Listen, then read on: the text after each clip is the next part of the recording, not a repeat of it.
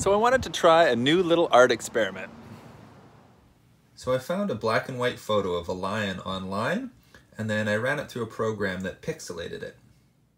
I then came up with 6 grayscale reference strips and moved 1 pixel at a time across my reference picture, assigning a number to each pixel based on what shade of gray it should be painted according to my reference strips.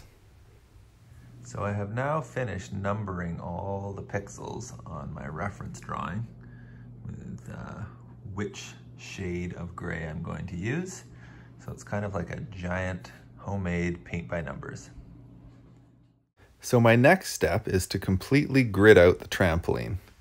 I've decided to make my pixels 1.5 inches by 1.5 inches. So I'm pretty much just using a 2x4 and drawing lines horizontally and then vertically all the way across the trampoline so that I end up with lots and lots of squares. I figure I ended up with about 1400 pixels altogether. I then took my reference drawing and starting from the middle, I worked my way down and across, filling in all the squares with the reference number to the pixel. So I'm done gridding out the entire trampoline with all the numbers, a number in each square corresponding with the shade of gray that will be in that square. And I've completed the entire thing. Time to start painting.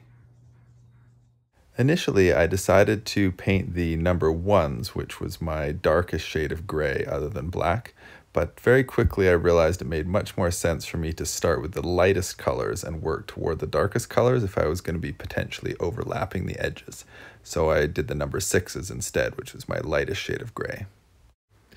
So at this point you can see that I've finished all of the lightest shade, which is the number 6, and moved on to the number 5s. And at this point I'm doing the number 4s. You can see the 3 different shades of gray there.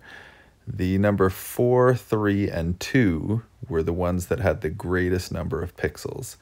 The colors or shades that were on either end definitely had fewer, like the black or the very dark gray had fewer pixels, and the white and very light gray had fewer pixels than the ones that were sort of in the middle of the grayscale.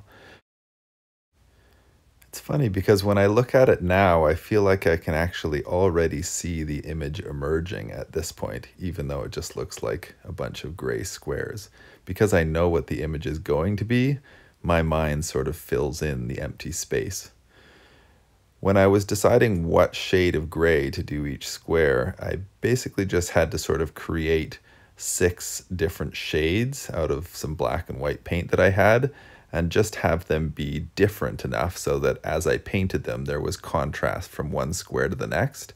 I wasn't really sure how it was going to turn out because I didn't specifically associate each gray that I made with the gray on my reference drawing. I just made a sort of running scale of 6 grays that went from lightest to darkest. At this point, I've done my number 6, 5, 4, and 3, which is my lightest 4 shades, and I'm working on all my 2s at this point, which is my second darkest shade, and then on to my number 1s, which is the darkest shade of gray, before I decide to fill in the black. There are a few black pixels right in the middle for the eyes and the nose, and then there's a lot of black all the way around the outside that sort of gives definition to the picture. I feel like at this point you can really start to see the lion emerging, and it's coming together.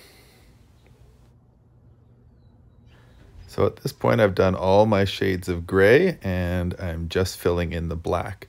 So I did do a black border all around the outside, so I used a big brush for that, and then I used my smaller brush to sort of go right up against the pixels that I had already done, and also to fill in the black pixels that are in the middle of the painting, like I said, for the eyes and the nose and the mouth and a few other really kind of defining features.